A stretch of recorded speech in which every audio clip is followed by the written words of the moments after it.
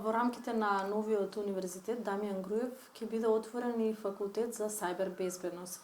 Вака кога ќе го кажеме звучи доста примамливо. Што е дека не е сајбер безбедност и еве каде можат да се вработат ините кадри од овој факултет?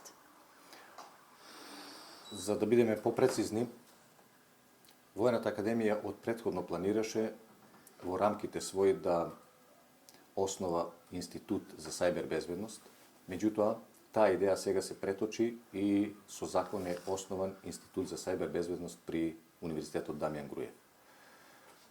Меѓутоа, ние се определивме за институт, а не за факултет, од една единствена причина, што во Република Македонија има доволен број на еминентни факултети кои што школуваат кадри во областа на информатичките технологии и Воената академија се определи не да основа институција што ќе биде конкурент на таквите институции, туку напротив, да се етаблираат, да се воспостават студиски програми и студии кои што ќе бидат пред се од интерес за одбранбено-безбедносниот систем на Република Македонија. За колков број на студенти станува збор? Колку сте вие подготвени во однос на ресурсите кои што треба да ги имате да ви бидат ставени на располагање? Квотата е предвидена до 50 студенти. Меѓутоа, сигурно дека со таа голема бројка нема да почнеме веднаш на почетокот, бидејќи очекуваме дека нашата полна оперативност во тој дел би требала да биде за 3 до 4 години, а не веднаш на почетокот. Инаку, во самата Воена академија досега се покажа дека поседуваме доволно ресурси и капацитети и за таа бројка, особено во делот на наставен персонал. Колку професори еве ќе бидат ангажирани и што тие ќе им предаваат на студентите?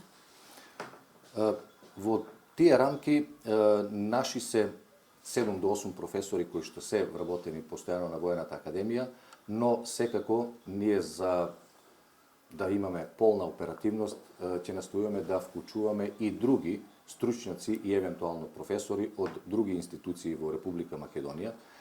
Кога велам стручњаци, мислам пред се на стручен персонал од Министерството за одбрана на Република Македонија, од Армијата на Република Македонија, од Министерството за внатрешни работи и други слични институции.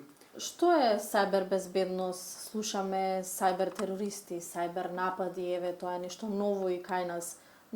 И на кое ниво е сајбер безбедноста кај нас, ако може, нели, да се зборува? Она што генерално, значи, како пример би можел да го кажам, да го посочам зошто некој ги напаѓа средствата за комуникација, информатичките средства и така натаму, има, значи, различни групи со различни цели зашто напаѓаат. Тука би ги набрал, значи, обични криминалци или пак организираниот криминал кој што за своји цели пред се финансиски нормално ги напаѓа финансиските институции или па може и други институции од каде би можеле да извлечат одреден капитал, нели, за нивна корист. Други се така што би можеле да бидат спомнати тука се групи, хакерски групации кои што се спонзорирани од држави. Има такви, тоа е докажано. Не може со сигурност да се каже која групација, која држава ја спонзорира, меѓутоа постојат. И постојат такви кои што па не стои нити една држава позади нив, меѓутоа заради одредени причини, како што се анонимусите, заради одредени причини сакаат да го нарушат сајбер просторот, тоест безбедноста во сајбер просторот. Целта посебно на оние кои што се спонзорирани од одредени држави е шпионажата. Значи за корист на државата. Ако зборуваме, значи, за употреба на сајбер просторот за напади од страна на терористичките организации, може да кажеме дека се уште не се спремни да имаат успешни напади врз критичната инфраструктура. Меѓутоа успешно го користат сајбер просторот за да ги реализираат нивните активности. Значи тука е радикализацијата, како што споменав, тука се и други активности, комуникацијата, издавање на наредби и така натаму. Од друга страна, значи постојат хакерски групации, посебно оние кои што се спонзорирани од држави, дали тоа е САД, дали тоа е Русија или некоја друга држава, кои што имаат реализирано успешни напади. Ќе го земам примерот со Украина, декември 2015 година. Напад врз енергетскиот сектор. Успешен. Ги има еден куп такви примери. Еве деновиве актуелно напад на електронските системи на авионите, откажани се многу летови и доцнења поради тоа. Што се случува вака Значи, пластично? повторно станува збор за напади на критичната инфраструктура. Зошто? Затоа што тука спаѓа транспортниот систем, енергетскиот систем, водоводниот систем, телекомуникациите и така натаму. Сите тие се дел од критичната инфраструктура на една држава. Како да се заштитиме? Македонија е мала земја, не толку интересна, предпоставувам, во моментов за големите сили. Точно. Како може да се заштитиме, еве?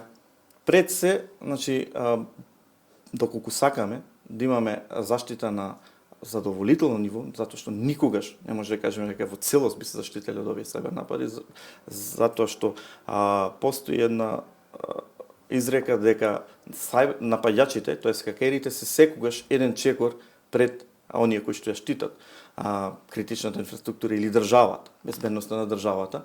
Меѓутоа, можеме да направиме многу за да бидеме барем на одредено ниво подготвени да се справиме со такви напади. Точно е тоа што го кажавте, дека до сега ние не сме се соочиле со некои големи напади. Имаме постојано, можеби секојдневно, некои хакерски напади кои што не се на некое високо ниво и не би ја нарушиле безбедноста на државата, што не значи дека во иднина тоа не може да се случи или нема да се случи.